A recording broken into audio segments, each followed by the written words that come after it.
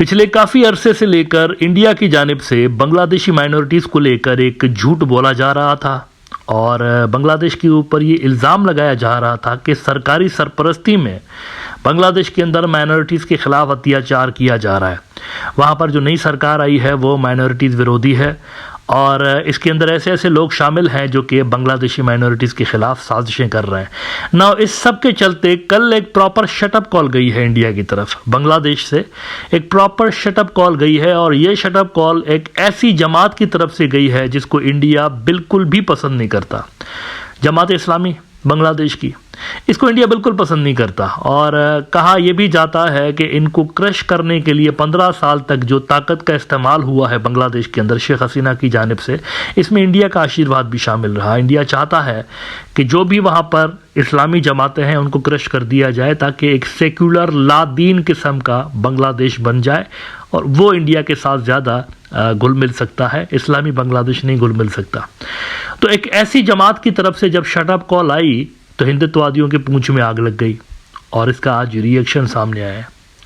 उन्होंने झूठ को मल्टीप्लाई कर दिया है 100 से, यानी पहले अगर एक झूठ बोला जा रहा था तो अब 100 झूठ बोले जा रहे हैं।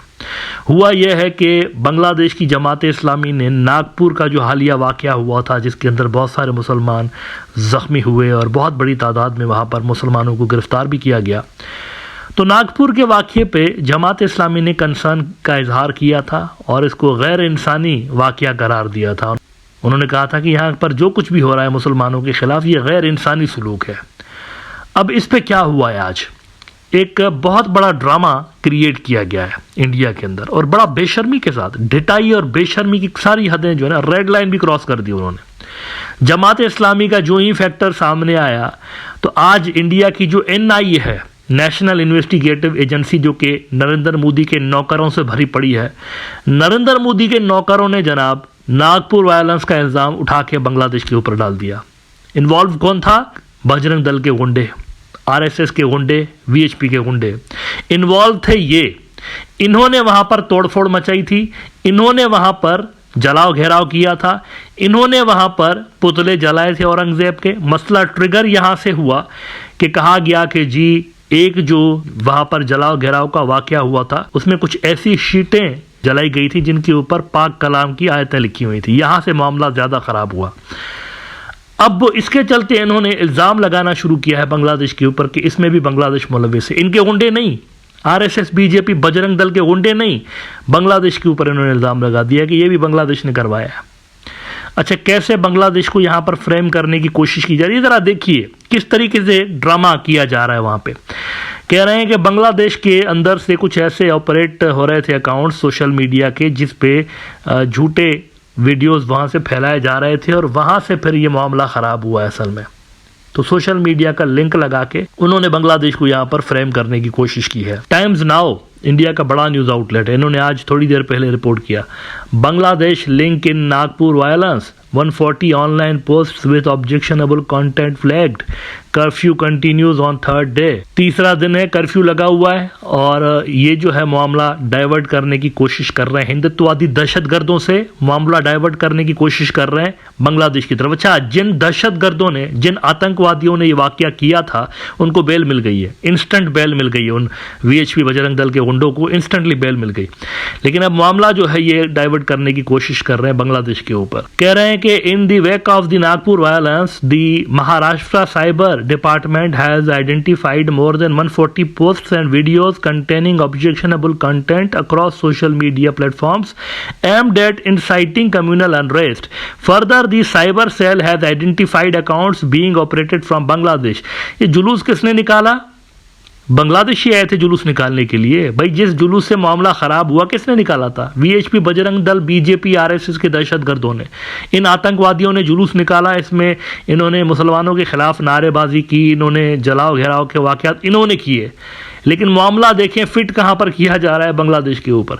अच्छा, NIA इनका जो है नेशनल इन्वेस्टिगेटिव एजेंसी, जो कि नरेंद्र मोदी के नौकरों पे मुश्तमिल है और अक्सर पॉलिटिकल इंजीनियरिंग के लिए इस्तेमाल होता रहता है ये इदारा NIA। सियासतदानों के पीछे अक्सर इनको लगा देते हैं, BJP विरोधी सियासतदानों के पीछे।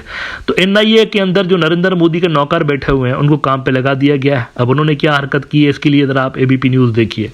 एबीपी न्यूज कहता है कि Nagpur violence, NIA joints probe, Bangladeshi connection suspected. A major update has emerged in the Nagpur violence case, with sources revealing that the National Investigative Agency (NIA) is now involved in the probe alongside the local police.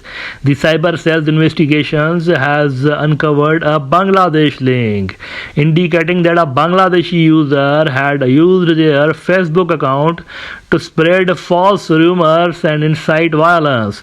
Some of these posts even contained threats of further riots. So far, the cyber cell has identified 97 such misleading posts that were fueling misinformation. Meanwhile, Nagpur police has registered a total of 10 FIRs related to the violence, with 4 cases specifically filed against individuals for posting inflammatory videos and inciting tensions on social media. Authorities are continuing their crackdown on those responsible for spreading communal unrest. Security measures have been tightened and investigations are underway to prevent further escalation. Look at that. इन्होंने बड़ी सफाई के साथ अपने जो जुर्म है, हिंदुत्व सरकार के अपने जो जुर्म, अपने जो क्राइम है, इनके लौंडे मुलविस हैं इसके अंदर, सरकारी लौंडे जिनके ऊपर सरकारी आशीर्वाद है, बीजेपी के लौंडे मुलविस हैं इसके अंदर, बजरंग दल, वीएचपी, आरएसएस, ये सरकारी लौंडे हैं सारे के सारे, ये मुलविस हैं इसके अंदर। अब इनको बड़ी सफाई के साथ केस में से माइनस करके तो मामला रफा दफा कहां से किया जा रहा है, बांग्लादेशियों को इन्वॉल्व करके, कि देखो बांग्लादेशी इसके अंदर। भाई बांग्लादेशियों का क्या जाता है इसमें? आपके लड़के वहां पर जुलूस लेकर आ गए, आपके लड़कों ने ये सारा मामला वहां पर क्रिएट किया, सीन क्रिएट किया, और उसके नतीजे में ये कम्युनल राइट्स वहां पर फैले। अब इसमें बांग्लादेश कहां से आ गया? ये गालिबन जमात इस्लामी की तरफ से जो शटअप कॉल गई है, उसके जवाब में इन्होंने ये हरकत करने की कोशिश की है।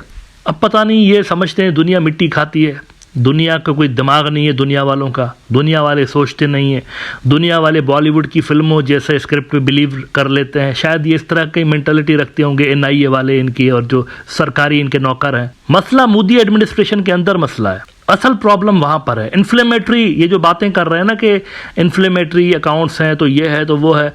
सिटिंग मिनिस्टर्स जो मोदी सरकार के हैं, मतलब करंट जो उनके सर्विंग मिनिस्टर्स हैं, हत्ता के मुख्यमंत्री जो होते हैं इनके चीफ मिनिस्टर्स, वो भी किस कदर भड़काऊ भाषण दे रहे होते हैं, तो वही इनफ है। क्या बातें कर रहे हैं कि बांग्लादेश के अंदर से ऑपरेट। भाई आपके ऑफिशियल्स इस तरह की स्टेटमेंट्स रोज देते हैं, दिन में 3 मरतबा रोज देते हैं, सुबह दोपहर शाम।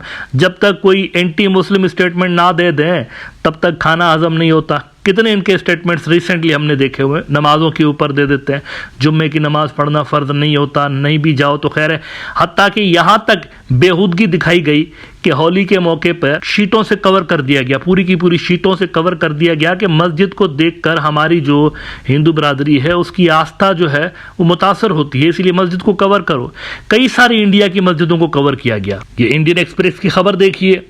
On holy evening, mosques covered, sensitive zones fortified in UP, Uttar Pradesh India की रियासत। Prominent Muslim clerics in the state have also revised the timings of Friday prayers, which will now be held after 2 PM. मुसलमानों को कहा गया अपनी जो नमाज जुम्मा है ना, जुम्मे की जो नमाज है उसका टाइम आगे पीछे कर दें। हमारे होली वालों को बुरा लग रहा है यार, इसको जरा आगे पीछे, उनकी नमाज का टाइम उन्होंने चेंज करवा दिया, मस्जिदों को कवर करवा दिया। बड़ी बातें कर रहे हैं कि नहीं वो बांग्लादेश से हेटफुल कंटेंट ओरिजिनेट हो रहा है। आपकी सरकारी सरपरस्ती में हेटफुल कंटेंट रोजाना ओरिजिनेट होता है इस तरह से। तो ये जो भी ड्रामेबाजियां की जा रही हैं, इट वॉन्ट हेल्प हिंदुत्व सरकार। मेरे ख्याल से जो लोग मुलविस हैं इस तरह के दंगे फसादात में, अगर उनको सज़ा ना दी जाएगी तो इस तरह के वाक़यात इंडिया के अंदर होते रहेंगे।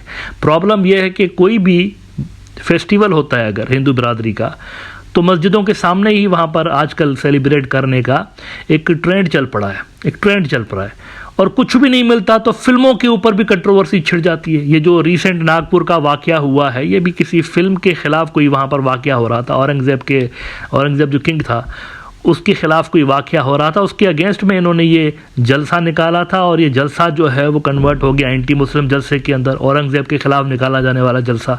तो वहाँ से यह मामला क्रिएट, कुछ नहीं भी मिलता ना तो बॉलीवुड की फिल्मों पे भी कहानियाँ शुरू हो जाती हैं दंगे फसाद की। लिहाजा सिंपली इसको सोशल मीडिया पे डालकर तो बांग्लादेश की तरफ डाइवर्ट कर देने से मामला हल नहीं होगा, और ना ही ये जराइम छुपाए जा सकते हैं।